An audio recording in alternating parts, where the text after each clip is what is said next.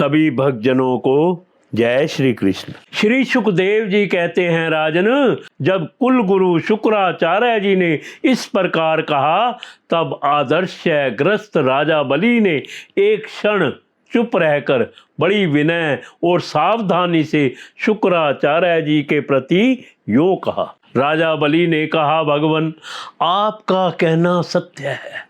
गृहस्थ आश्रम में रहने वालों के लिए वही धर्म है जिससे अर्थ, काम, यश और आजीविका में कभी किसी प्रकार बाधा ना पड़े। परंतु गुरुदेव, मैं प्रहलाद जी का पुत्र हूँ और एक बार देने की प्रतिज्ञा कर चुका हूँ। अतः अब मैं धन के लोभ से ठग की भांति इस ब्राह्मण से कैसे कहूँ कि मैं तुम्हें नहीं दूंगा।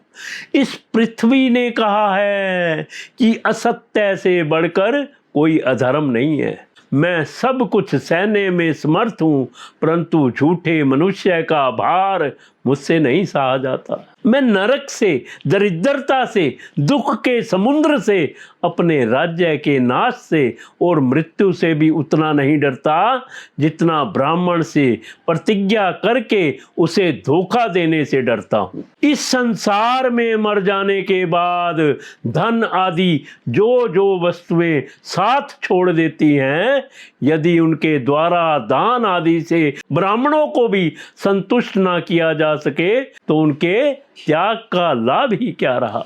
दधीची, शिवी और महापुरुषों ने अपने परम प्रिय दुस्तज्य प्राणों का दान करके भी प्राणियों की भलाई की है। फिर पृथ्वी आदि वस्तुओं को देने में सोच विचार करने की क्या आवश्यकता है। ब्राह्मण, पहले युग में बड़े बड़े दैत्य राजों ने इस पृथ्वी का उपभोग किया है। पृथ्वी में उनका सामना करने वाला कोई नहीं था। उनके लोक और परलोक को तो काल खा गया, परंतु उनका यश अभी पृथ्वी पर ज्यों का त्यों बना हुआ है।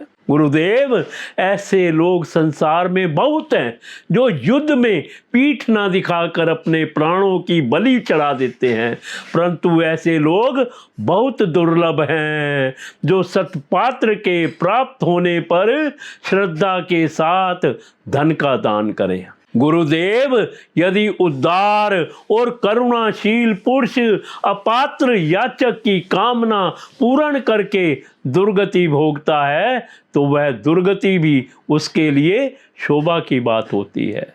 फिर आप जैसे ब्रह्मवेत्ता पुरुषों को दान करने से दुख प्राप्त हो तो उसके लिए क्या कहना है। इसलिए मैं इस ब्रह्मचारी की अभिलाषा अवश्य पूर्ण करूंगा। महर्षि, वेद विधि के जानने वाले आप लोग बड़े आदर से यज्ञ यज्ञादि के द्वारा जिनकी आराधना करते हैं, वे वरदानी विष्णु ही इस रूप में हो अथवा कोई दूसरा हो, मैं इनकी इच्छा के अनुसार इन्हें पृथ्वी का दान करूंगा।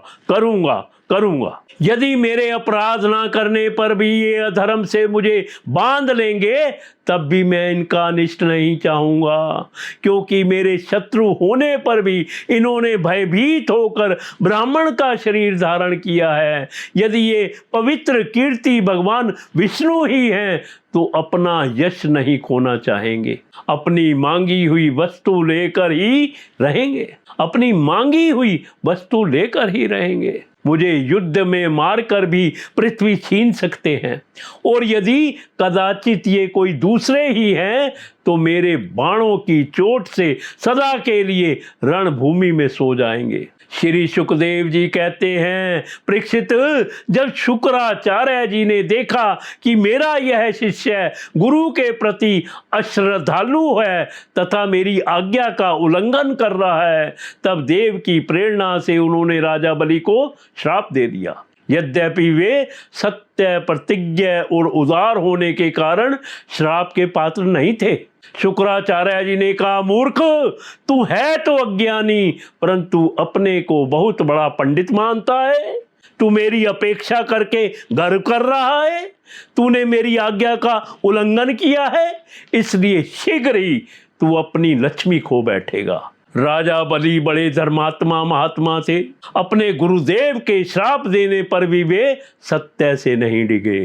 उन्होंने वामन भगवान की विधि पूर्वक पूजा की और हाथ में जल लेकर 3 पग भूमिका का संकल्प कर दिया।